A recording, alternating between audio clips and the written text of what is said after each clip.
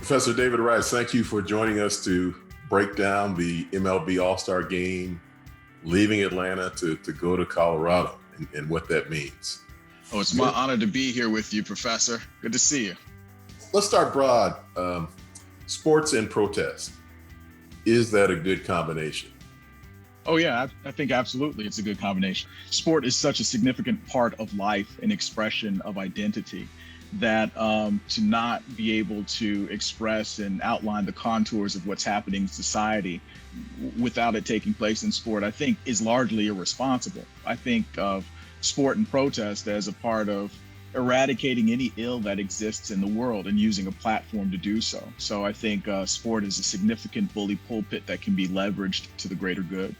So apart from the specific topic, I mean, we're going to talk about the MLB All-Star Game.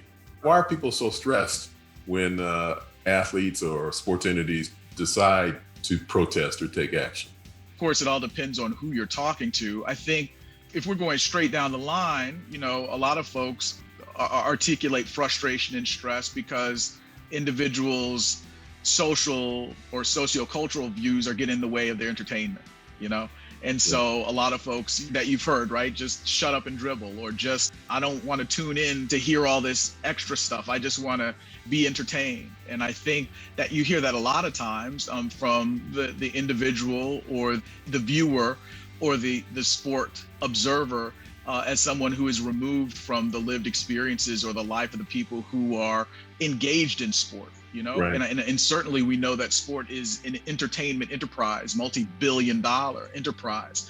But we also know and understand sport as being an extension of and an expression of cultural values, cultural dictates, and cultural orientations. Oftentimes it's not thought of as that, but if you're talking about Black and brown folk, Black folk in particular, when you're talking about sport, it's a way to be free. It's a way to be unencumbered by societal restrictions that you might encounter. So, it might simply seem like running a 100-yard dash or something like that, but there's a freedom that's associated with that. And I think that a lot of times that's not taken into account.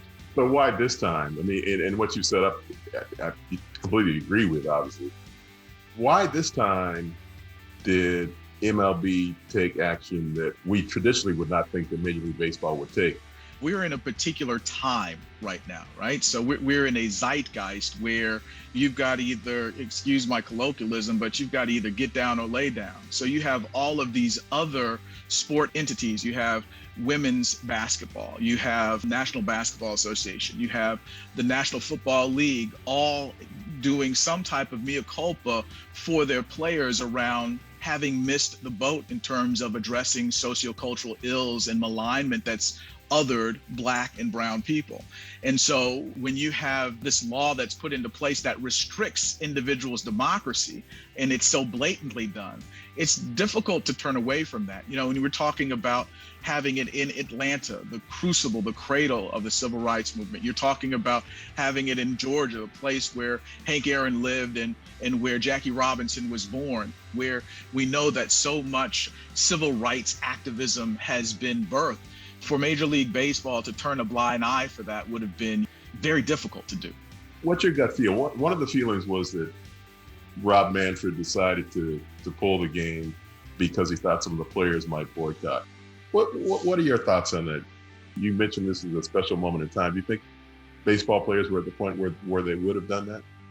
I hope they were. I can honestly tell you that my finger's not on the pulse of what the players would have done in Major League Baseball, to be quite honest. But I do think that the decision comes because there is more and more, not necessarily pressure, but there's a freedom that I think athletes are feeling now in terms of being representative of their community. And as you see that, there has to be some awareness around what the response will be from a governing organization of players. So the idea is that it's not quote unquote business as usual, considering the times that we're in now. We're talking about voter suppression laws being signed by Brian Kemp here in Georgia when the state turned on less than 10,000 votes. And so when you're talking again about taking away voting rights, which is cornerstone of the democratic process, then somebody's going to say something about this if we go on with business as usual here. One of the things that's been so interesting in looking and taking the temperature of athletes over the last 4 to 5 years, athletes are feeling more emboldened about who they are as individuals. What they do in terms of sport, again, is an expression of who they are. It might even be a quote unquote job, but it's not one that's going to eclipse their responsibility and connection to community. And I think that's something that, again, folks who are commissioners of these leagues have to be aware of. In the pantheon of sports boycotts, I've got some for you. We had the 1993 Super Bowl that did not take place in Arizona because of the state's lack of compliance with celebrating the Martin Luther King holiday. We had the 1980 Olympic boycott. And we also had a 1965 boycott of the American Football League All-Star game that was to be held in New Orleans, but they ended up moving to Houston because Black players were being discriminated against. Where does this one stand in that pantheon? I don't know, but I think that certainly it is going to be in line with those boycotts. Again, the times that we're living in, we're in such unprecedented times, right? We're talking right now about a boycott that's taken place in Georgia because of voter suppression. We're talking just months after there has been armed insurrection on the U.S. Capitol. We have in Minnesota as well, a brother who was just shot down and killed mistakenly by a police officer. So you have all of these collateral images and experiences that are taking place. You have Breonna Taylor, you have Ahmaud Arbery, you have this marginalization and violence against Asian Americans as well. So you have all of this mix of sociocultural violence that's taking place. I think that this removing the All-Star game from Georgia is the right thing, right? But it almost is minuscule because of the storm that exists during the time. Looking at how it is that it lines up with several other things, you're almost compelled as a commissioner to say, okay, we're not doing that because it just doesn't need to be done. And you kind of just check that off and move to Denver. It sounds light. I know it's heavier than that, but because of the times we're in, you just can't go down that road. So matching it up against past experiences that have been similar to this is difficult to do because the times are so very different. Oh, okay. No pressure. No, I appreciate it. Did I get out of that one okay? No. You've taken us to a Morehouse classroom. We appreciate that.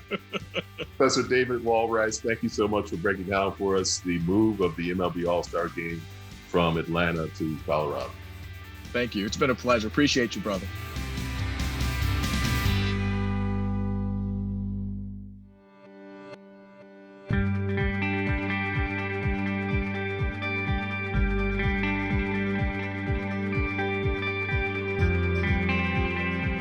This hour of local news is made possible by contributions from the Friends of PBS, members of your PBS station. Thank you. If you have comments about Arizona PBS News, please contact us at one of the addresses on your screen. Thank you.